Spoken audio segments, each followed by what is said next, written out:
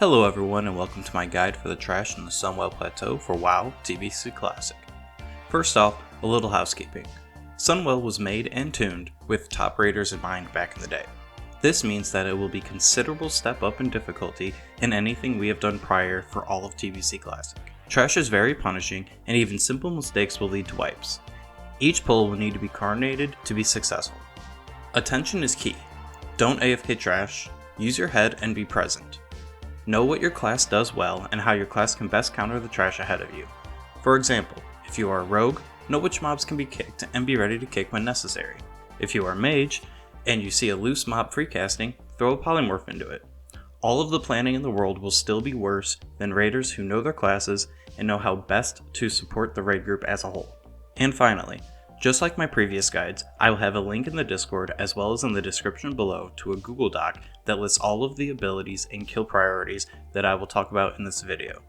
I have also highlighted specific abilities and notes to help direct important information to the right people. Green is for healers, blue is for DPS, red is for tanks, and yellow is for the entire raid to know. With that out of the way, let's get into it. We start the raid in the Parhelion Plaza. The hardest part of all this trash is dealing with the scouts. These scouts work much like the scouts from ZA, where once they are aggroed, they will run to the nearest protector and start a 6-second cast, after which they will pull the protector. The problem is that they cannot be CC'd, which makes dealing with them infinitely harder. The best way to deal with these adds is to have a Shadow Priest mind soothe the scout, then get all ranged in position to cast on the scout at the exact same time. Then we will do a pull timer so that all ranged can cast their hardest hitting spell to hit the scout at the same time. This should be enough damage to take out the scout since they only have around 20k health or so. After your first cast goes out, all ranged need to follow up with any instant cast spells to finish it off. Things like Fire Bursts, Shadow Burns, and Shadow Word Death should all be spammed to kill the scout before they pull the next protector. The scouts are also linked to a nearby group of Blood Elves, so while the ranged are dealing with the scouts, the tanks will need to be prepared to pick up the adds as they are pulled. These packs have a ton of mobs in them that all have different abilities. The Dust Priests have a Mind Flay, Shadow Word Pain, and a Fear. Tremor Totems and Fear Wards are very useful here. Focus these first since we don't want to deal with the fears. Archmages have an Arcane Explosion, a Blink, and a Nova. They are very annoying to deal with, so we will CC when possible. But if they are loose in the raid, then we will focus these first before the Dust Priests. Slayers are ranged hunter types that have a scatter shot and put a dot on targets that hits decently hard. When possible, we will have a hunter tank these mobs since they don't seem to hit that hard, they are difficult to reposition, and we can't afford a scatter shot to hit a tank, letting the mobs loose. If we find out that hunters are not able to tank them, then we may have to switch kill priority to these mobs. Dawn Priests have a Holy Nova, Renew, and a Holy Form that reduces damage taken. All casts can and should be interrupted. Vindicators have a Brutal Strike that hits decently hard, a Mortal Strike, and a Cleave. Tanks face them away from the raid. They can be disarmed and should be whenever possible. Bear Tanks and Warrior Tanks' job is to locate the Vindicators in a group and make sure they are pointed away from the raid. Sunblade Dragonhawks do a Frontal Flame Breath. It doesn't seem to hit that hard, so we will just AoE these down. Tanks try to point away from the raid, but the Pally Tank will probably have them as well as other mobs, so it's not a big deal.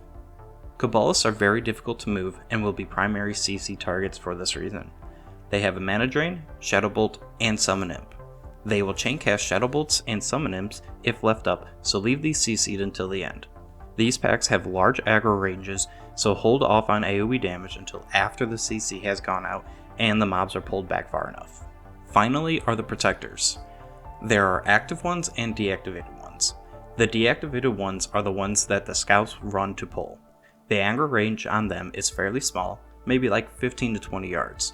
So even if the scout begins casting on them, as long as the scout dies before the cast finishes, they will not pull.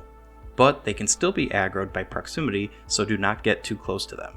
The Protectors have a hard-hitting melee, as well as Chain Lightning that jumps to multiple targets and has a large jump range. We will stack for these and just have healers heal through the lightning.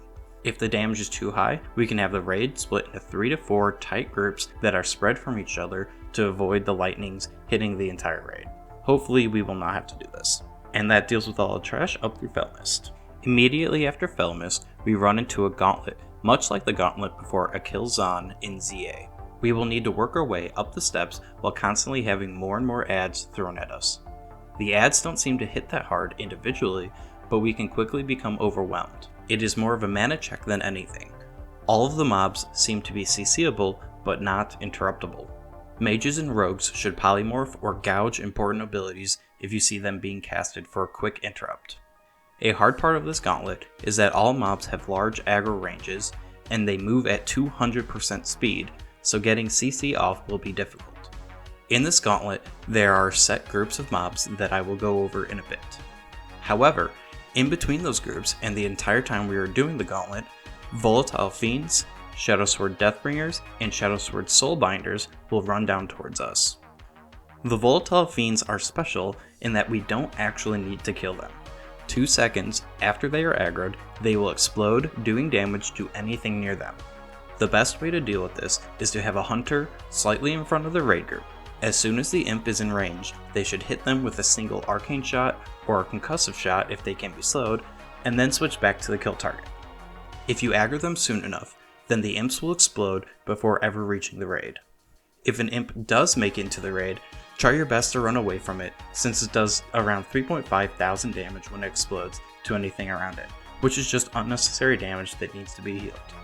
Shadowsword Deathbringers will also periodically run down towards us that need to be picked up by tanks. They have a disease buffet that does ticking nature damage and increases nature damage taken. They also have a volatile disease that does nature damage and spreads to nearby targets. Both of these should be cured. Shaman Poison Cleansing Totems will be very useful for this. Next, Soulbinders will also periodically run towards us. They have a Curse of Exhaustion, a frontal AoE cone called Flash of Darkness, and a Mind Control. The Mind Control needs to be dispelled, and point these away from the group. And that deals with the mobs that will be constantly running towards us.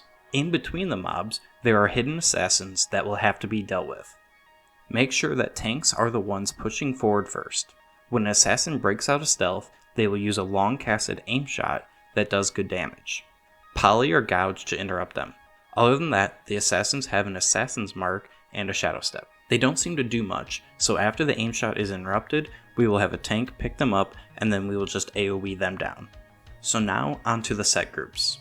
The Shadowsword Commanders have a battle shout that increases damage by 60% and attack speed by 20%. Tanks be ready when the shout goes out with cooldowns. We will focus these first if there is one in the group. Most likely, there will only ever be one commander in the very last group of the gauntlet that we will have to deal with. The Mana Fiends have an Arcane Explosion, a Chilling Touch that decreases attack and movement speed, and a Mana Drain.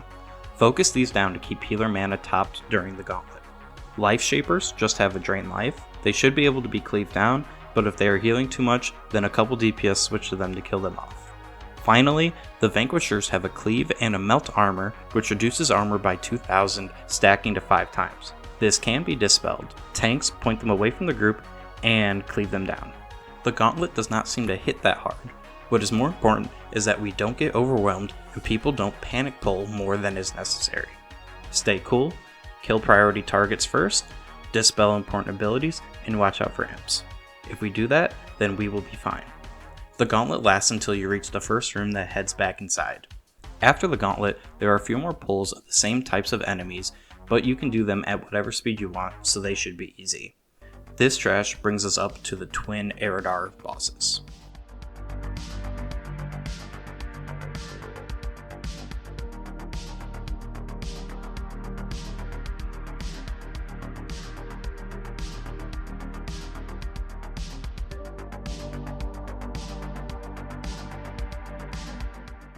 After the twin Eridars, we have the Terrace of the Sun trash mobs. Here we have more volatile imps, but they do not explode after 2 seconds.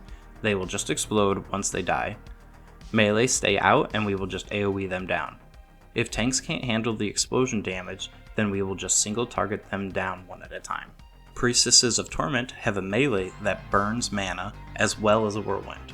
They work a lot like the Blade Fury mobs in Black Temple since they whirlwind and constantly drop aggro. Druid Entangled Roots may work on these mobs. If it does work, then we will have druids keep them rooted while we kill the other mobs. If the root does not work, then we will focus these first. Bear druids and warriors will focus on tanking these, to avoid mana burn on pally tanks. Oblivion mages have a Seed of Corruption, a Flame Buffet that may or may not be dispellable, and a Polymorph. Painbringers just have a stacking damage buff that increases damage done. Hopefully we can kill it before the stacks ever become an issue. Next are the Apocalypse Guards. They have a Cleave, a Corrupting Strike that does damage, stuns and puts a dot on the target, and a Death Coil that is either an AoE Death Coil based on range, or just hits multiple targets at once. We will try to loosely spread at first in case it is an AoE Death Coil.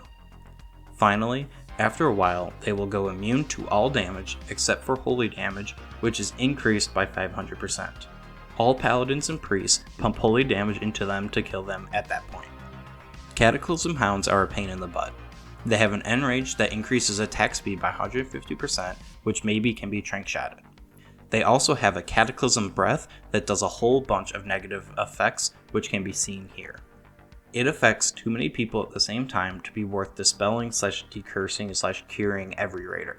The best strategy is to just ignore the effects and burst down the Hound before we get overrun with negative effects. Healers still focus on healing and dispelling important abilities. One notable effect is if Shrink goes on a tank. It lowers stamina by 390, so that needs to be decursed immediately. Chaos Gazers have a Drain Life, Tentacle Sweep that is either a Cleave or hits the closest target to the tank, and a Petrify that stuns the target but also increases armor by 15%. This may be dispellable, but I'm not sure. Doomfire Destroyers don't seem to do much aside from create smaller adds that need to be picked up. Just focus a large one, then AoE down the shards. And that deals with all the trash until Muru. After Muru, there's only one other trash mob, and that is the Shadow Sword Guardian. These work a lot like Void Reaver, except that the Earthquake is constant. They also have Beatdown, which is a casted charge on a random raid member. It seems not to kill if the target is in melee range, so we will have everyone stack up under the mob, and healers will spam AoE heals to keep the raid alive from the Earthquake. However, the charge damage could just be a PTR bug. And that is it for Sunwell Trash. Hope this helped, and I will see you all in Sunwell.